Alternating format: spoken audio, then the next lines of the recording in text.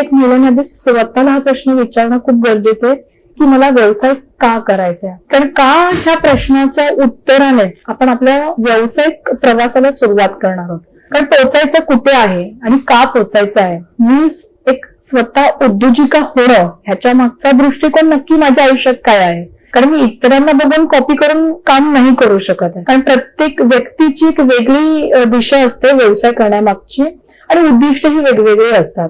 मला वाटतं की आपल्या आयुष्यामध्ये व्यवसाय करण्यामागचं का हे उत्तर आपण जर लिहून काढलं, कारण वेगवेगळे पॅरामीटर्स असतात की मला व्यवसाय काय करायचा आहे, मान सन्मानासाठी करायचा आहे, घरात एक्स्ट्रा इन्कम घेऊन येण्यासाठी करायचं आहे, माझी ही वेगवेगळी स्वप्न आहेत ती पूर्ण करण्यासाठी मला फायनान्शियली स्ट्रॉंग व्हायचंय. तर ह्या सगळे वेगवेगळे टप्पे आहेत आणि प्रत्येक व्यक्तीचे वेगवेगळे उद्दिष्ट असतात. तर सगळ्यात महत्वाचं मला असं वाटतं की आपले उद्दिष्ट काय व्यवसाय करण्यामागचे तर ते लिहून काढणं खूप गरजेचं.